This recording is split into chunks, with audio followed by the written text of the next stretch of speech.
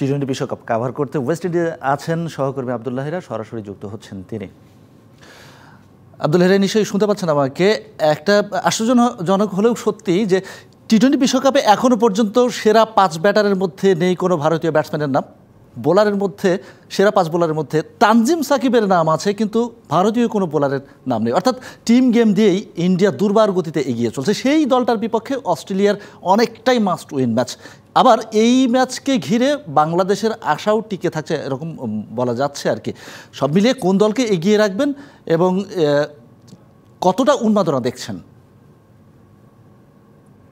দেখুন, অস্ট্রেলিয়া ভারত ম্যাচের মানে হার জিতের উপর যে নির্ভর করছে অনেক কিছু, সেটি আসলে একটা ব্যাপার বটে। তবে বাংলাদেশকে আফগানিস্তানের বিপক্ষে জিততে হবে যদি এই রেসে টিকে থাকতে হয়। যেহেতু বাংলাদেশ আফগানিস্তান ম্যাচের আগে অস্ট্রেলিয়া ভারত ম্যাচ, সেই ম্যাচটি আর কিছুক্ষণ বাদে শুরু হবে সেন্ট লুসিয়ায়।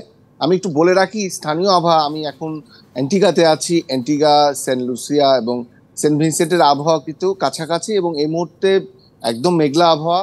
এবং এখানে ওয়েদার ফোরকাস্ট বলছে যে সেন্ট লুসিয়ায় ভারত অস্ট্রেলিয়া ম্যাচের সময় বেশ শাওয়ার রয়েছে, অর্থাৎ বৃষ্টি হবে।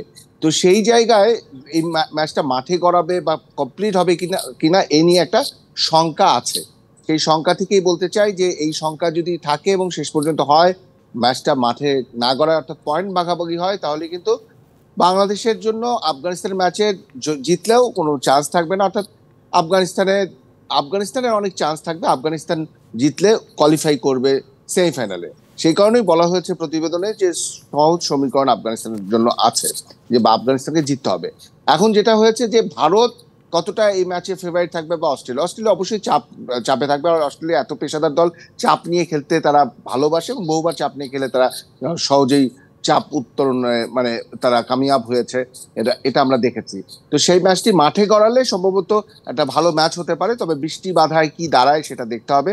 আর স্থানীয় সময় যেহেতু রাতে বাংলাদেশের ম্যাচ রয়েছে আফগানিস্তানের সাথে, এখানটায় কি হলো সেটা একটা চোখ থাকবে।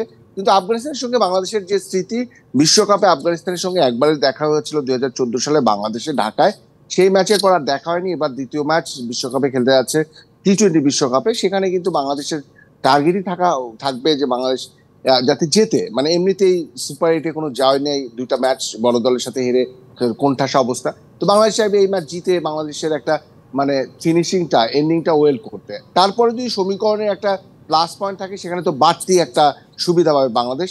তবে বাংলাদেশের এই সেন্ট ভিনসেন্টের উইকেটে কিন্তু বাংলাদেশ এবং আফগানিস্তান দু দলের জন্য একটা পারফেক্ট উইকেট। এই উইকেটে বোলারদের দাপট থাকবে। আপনি বলছিলেন তানজিম সাকিবের কথা, তানজিম সাকিব কিন্তু ক্যারিয়ার সেরা বোলিংয়ে, সেখানে 4 ওভারে মাত্র 7 রান দিয়ে 4 উইকেট তুলে নিয়েছিলেন এই উইকেটে গ্রুপ পর্বের ম্যাচে নেপালের বিপক্ষে। তো এখানে তানজিম সাকিব, স্পিনার সাকিব সবাই ভালো করার চান্স রয়েছে, অলরাউন্ডার সাকিব। এবং এতে লড়াইটা হবে কিন্তু দু দলের, আফগানিস্তান এবং বাংলাদেশের দু দলের বোলারদের মধ্যে।